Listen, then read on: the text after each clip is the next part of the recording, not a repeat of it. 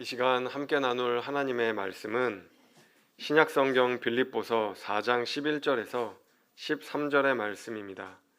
빌립보서 4장 11절에서 13절의 말씀, 제가 하나님의 말씀을 봉독해 드립니다.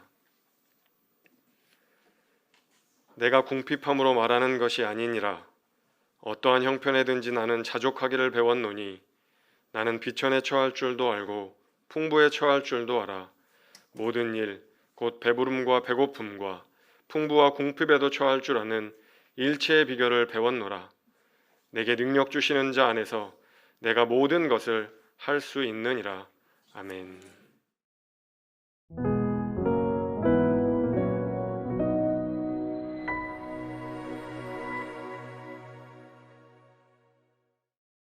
여러분 사랑합니다. 사랑합니다.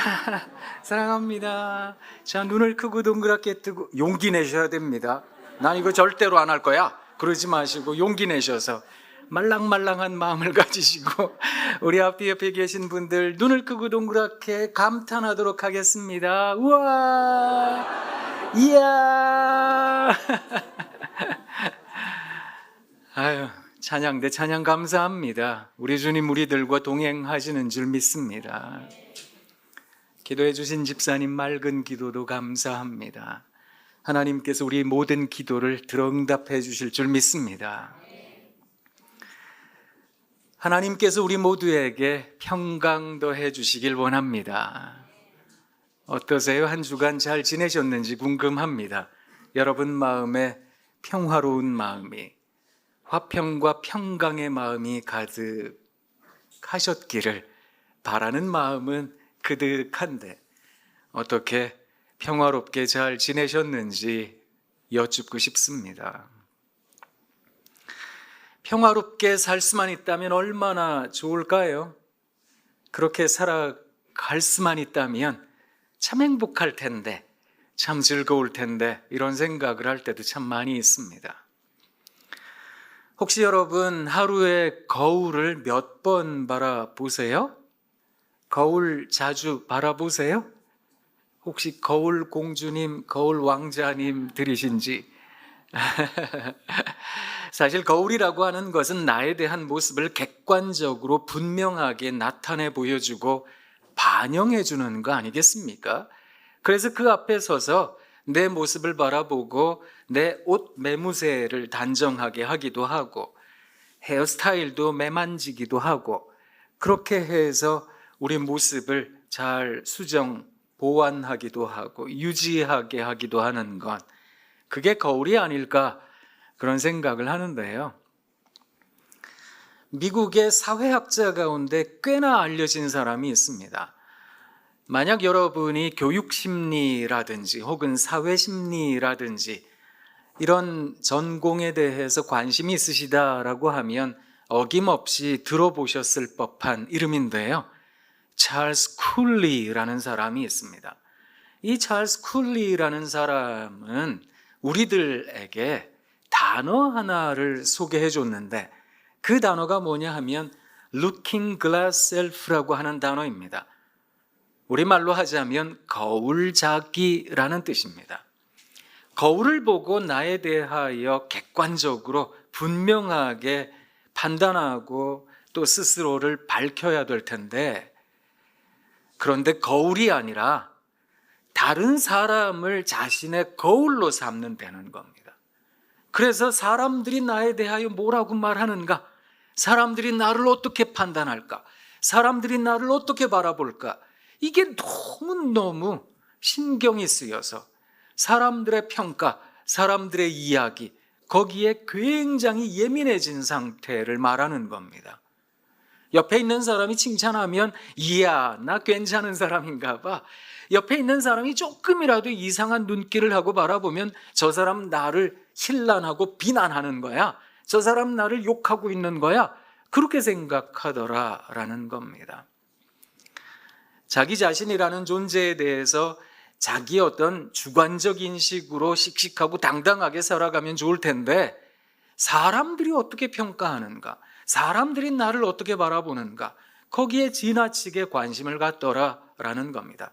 그걸 보고 이 찰스 쿨리라는 사람이 인간이라는 존재는 아무래도 사회적 존재가 아닐까. 그러니 사회 안에서 자기 자신을 규정하고 살아가는 존재, 그가 바로 사람이 아닐까. 이런 이야기를 우리들에게 전해줬던 겁니다. 어떠세요, 여러분? 여러분은 사람들의 평가, 사람들의 이야기에 대해서 많이 신경 쓰시는지요? 제가 여러분들에게 설교 시작하면서 사랑합니다, 우와 했잖아요. 근데 여러분이 같이 반응해 주셨어요. 사랑합니다, 우와 이렇게 리액션을 해 주셨습니다. 칭찬합니다. 그런데 제가 사랑합니다 했는데 저를 이렇게 쳐다보면 우와 했는데 이렇게 비웃으면 제가 상처받겠죠? 그 상처는 꽤나 길게 갈 것 같습니다. 이렇게 생각이 들기도 하는 거거든요. 사실 목회자들에게 있어서 아이고 오늘 설교 고맙습니다, 감사합니다 이런 칭찬이 얼마나 좋은지 만약에 아무도 그런 얘기를 안 하면 아이고 오늘 망쳤나 봐, 오늘 어떡하지? 이런 생각에 또 죄책감마저 느끼게 되는 거거든요. 사람이라는 존재는 그렇게 누군가의 평가가 굉장히 중요한가 봅니다. 제가 오늘 이제 같이 예배 드리고 이 거룩한 하나님의 날, 오늘을 위해서 어제 이발을 했습니다. 이제 이발을 하는데 제 머리를 깎아주는 분이 그렇게 얘기를 하는 거예요.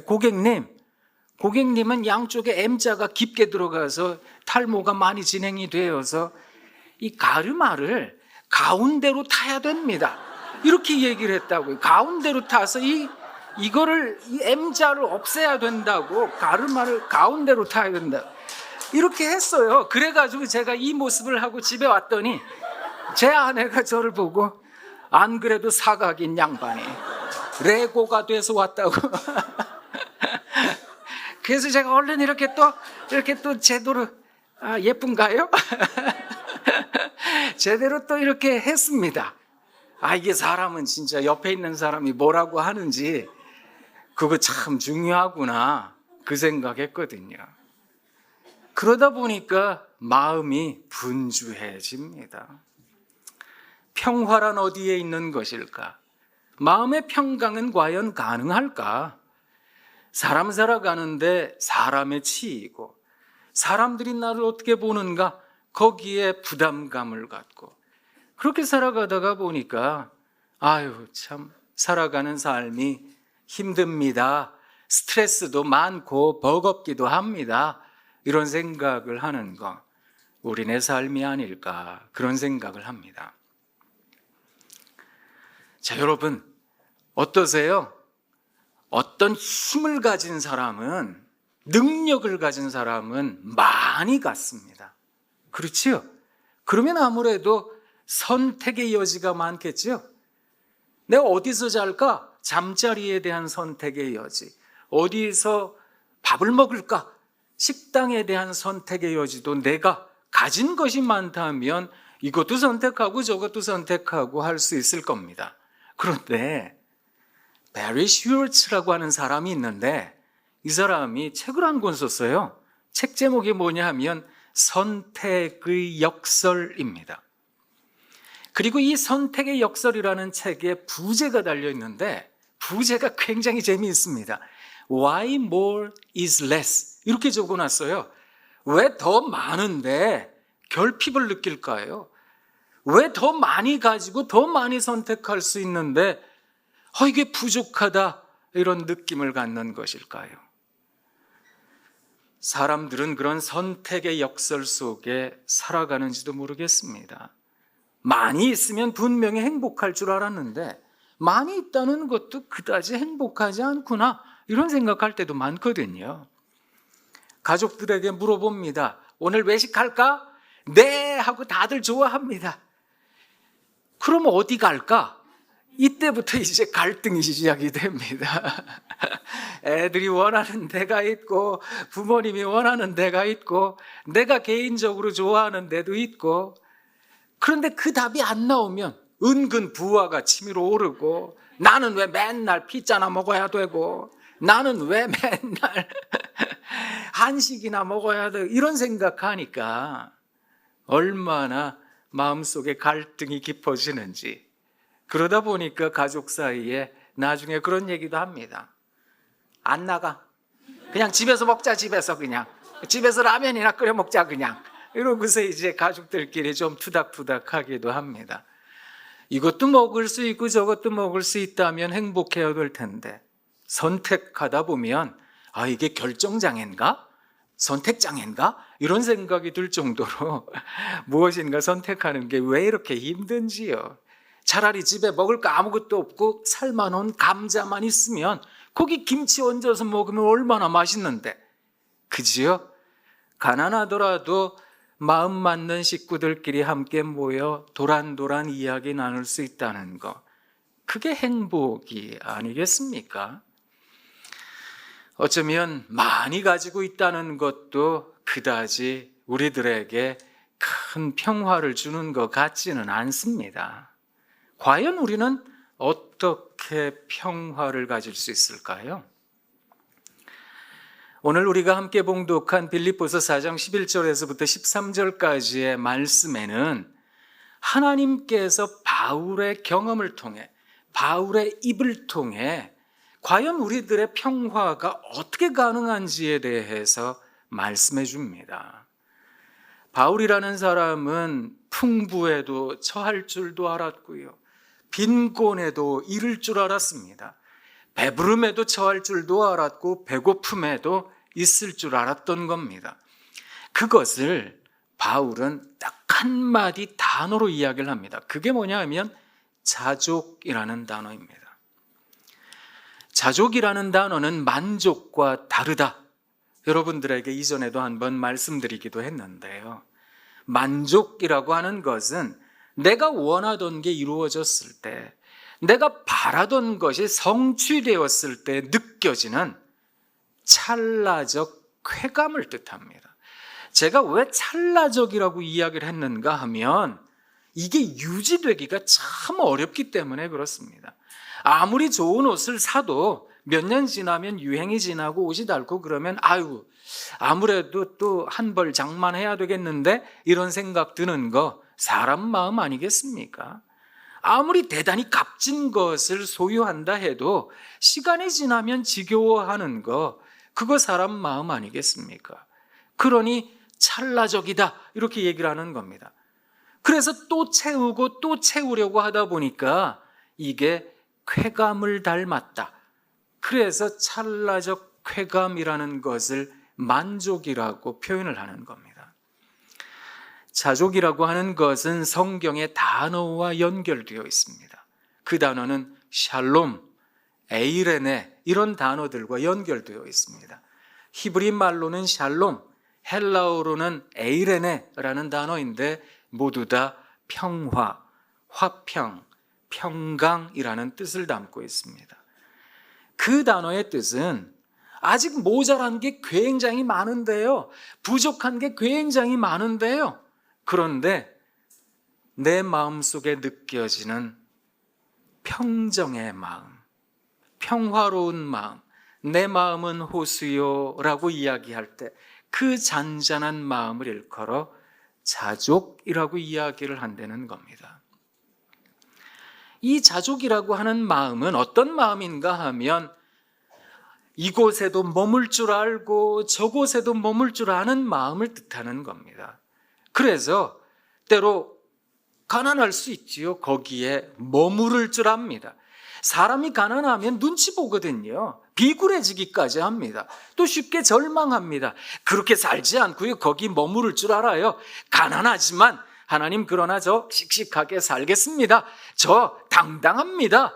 어차피 내가 빌어먹을 것도 아니고 내 밥 내가 먹을 건데 내 밥 내가 먹으면서 하나님 저 성실히 살게요 라고 이야기를 하는 것, 그게 머무를 줄 아는 거거든요.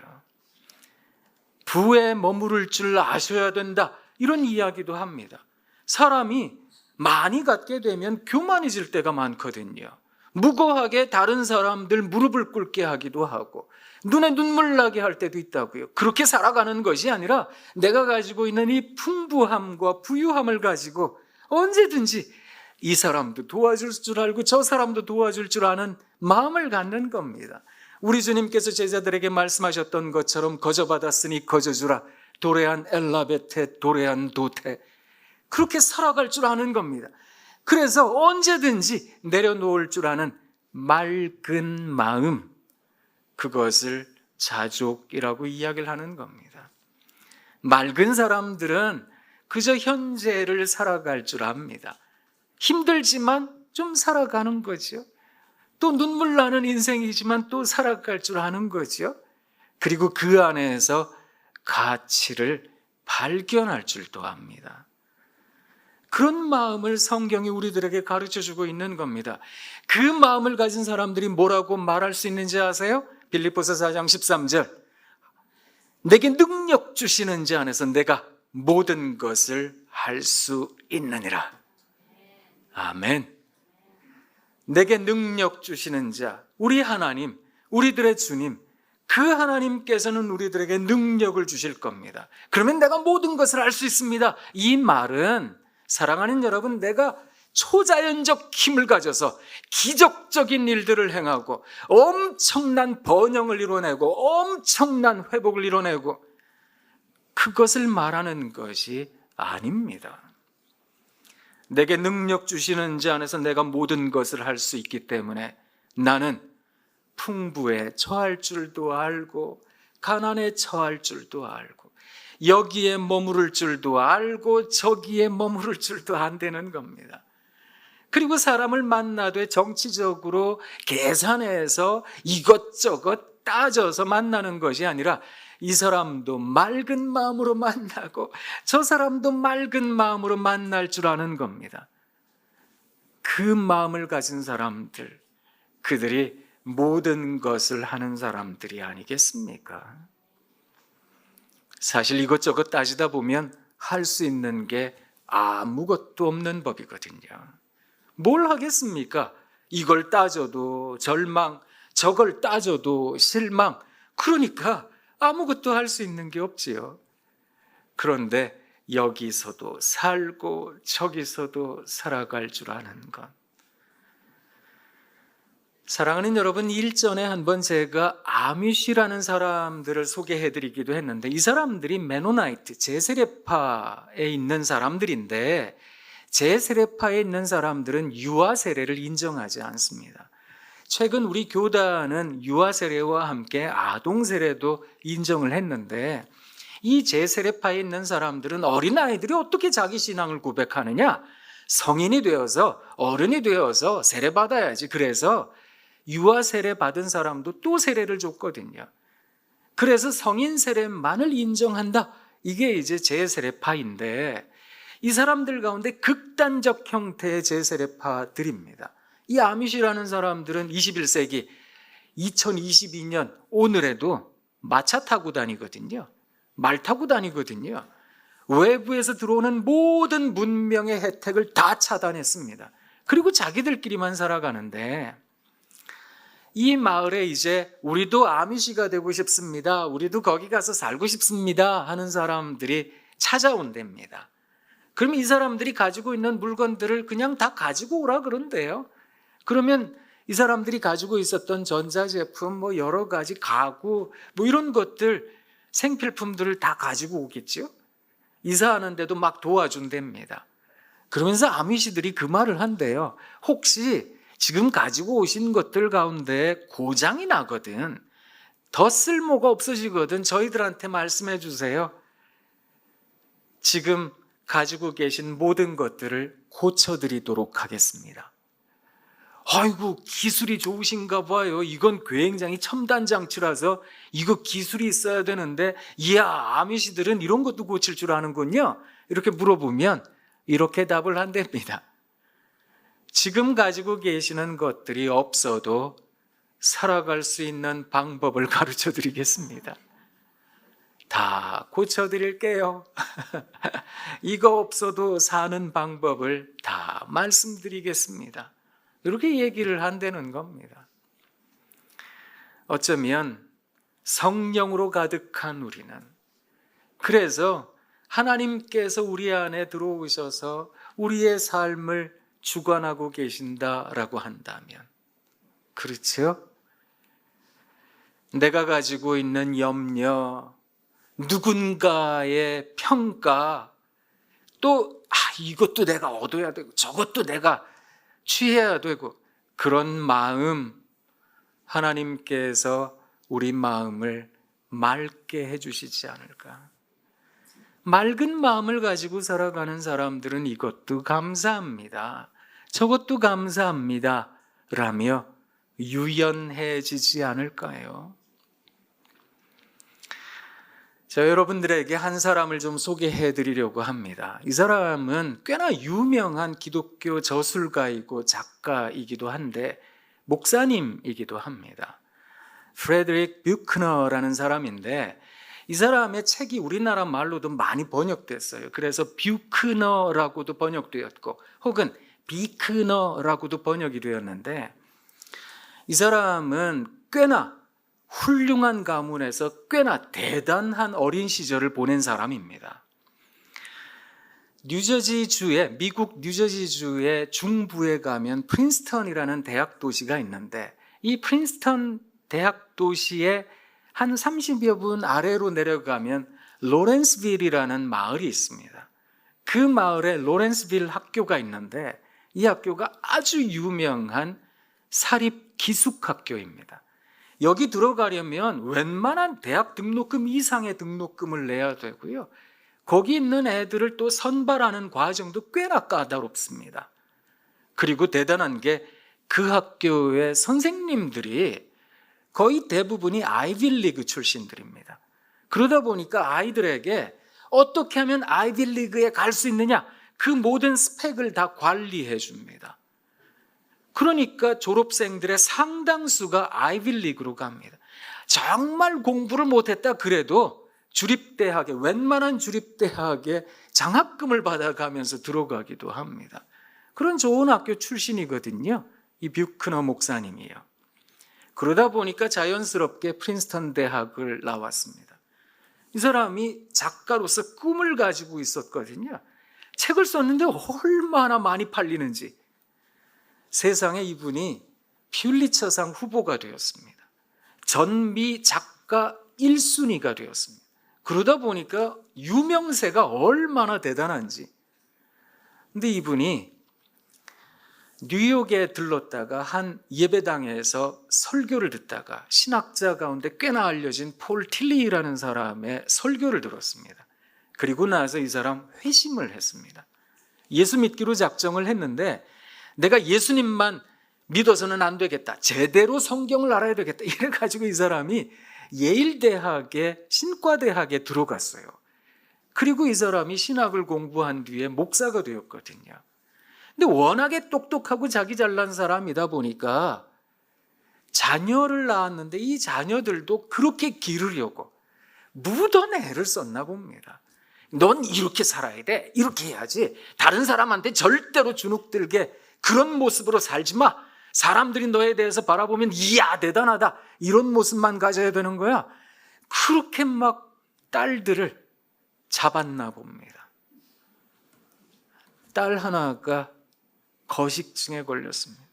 아버지만 보면 경기를 일으켰습니다.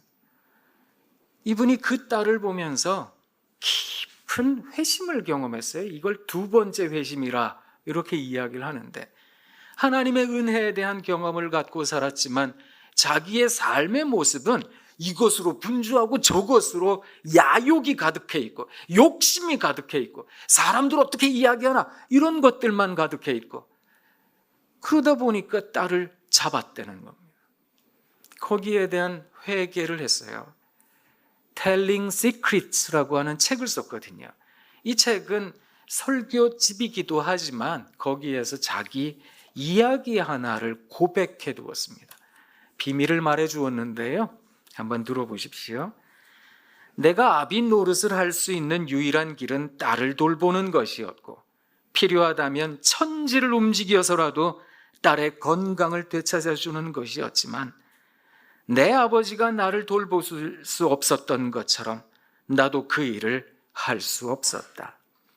내게는 딸의 건강을 찾아줄 지혜도 없었고 능력도 없었다.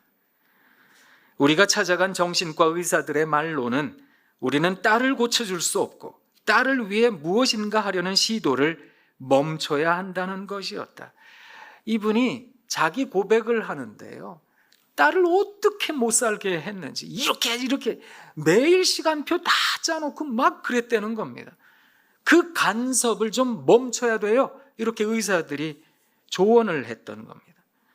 마음속으로는 그 말이 맞다는 것을 알면서도 무엇인가를 하려는 절박한 나의 광기는 그칠 수 없었다. 하지만 내 모든 말과 행동은 딸의 증상을 더욱 악화시킬 뿐이었다. 딸은 다른 모든 것 중에서도 특히 내게서 자유로워지려고 했다. 딸이 다시 건강해질 수 있는 길은 자신의 자유로 건강을 선택하는 것뿐이었다. 아비로서 내가 할 수 있는 최선은 뒤로 물러나 딸에게 그 자유를 주는 것이었다. 딸이 그 자유로 삶 대신 죽음을 택할 수도 있다는 모험까지 감수하면서 말이다. 사실 부모로서 이런 결단을 내린다는 것도 쉬운 일은 아니거든요. 내가 그동안 살아왔던 내 삶의 모습, 마치 관성처럼 이어지는 내 삶의 습관, 이것을 멈춘다는 게 사실 쉬운 일은 아닙니다. 그런데 하나님을 믿는다라고 하는 것에 대해서 바울이 우리들에게 가르쳐 주었듯 이분도 깨달았다는 겁니다.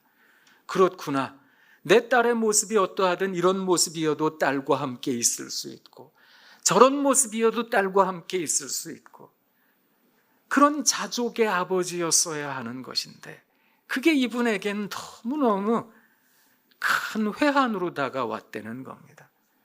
그래서 자신의 딸을 그렇게 만나기로 했대요. 저도 약간 그런 식으로 갈 개연성이 큰 사람이거든요. 그래서 저도 막 때려잡을 수 있는데요. 저도 이분의 글을 읽으면서 그걸 다짐했거든요. 그래서 저희 집 애들이 아무리 늦게 와도 저는 먼저 잡니다. 아까 예배 전에 우리 찬양대 연주해 주셨잖아요. 제가 좋아하는 찬송이거든요. 내 안에 주여 내 맘에 주여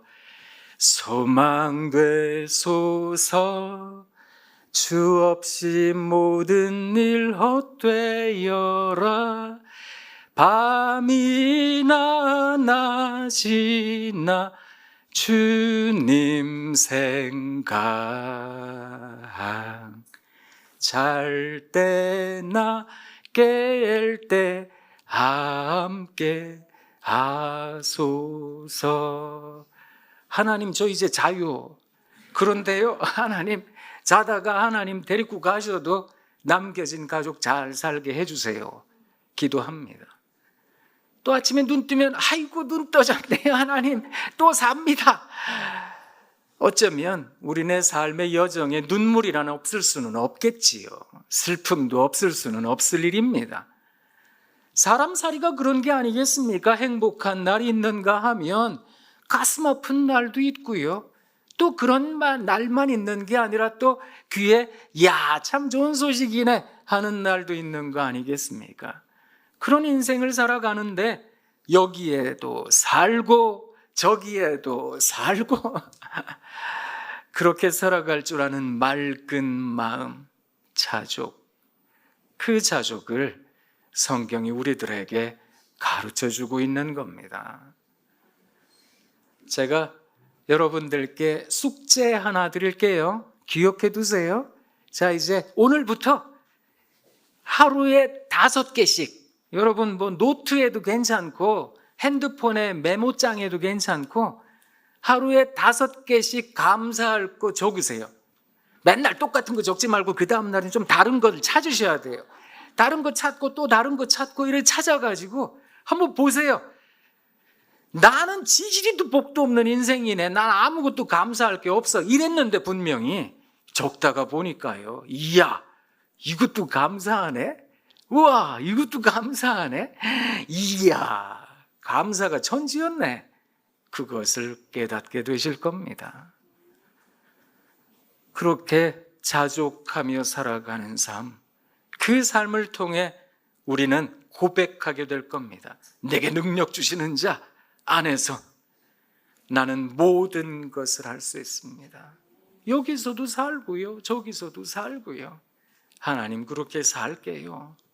그것을 고백하는 우리 독서에 사랑하는 신앙 공동체 여러분 다 되시길 부탁드립니다. 이제 찬송 부를 텐데, 설교 후 찬송. 이 찬송가의 작사가가 어떤 경험했다는 거 아시잖아요. 그죠? 자식들이 죽었대요. 그 바다 한가운데를 가보면서 하나님 제 마음 평화 주셔서 감사합니다. 이것을 고백했다는 겁니다.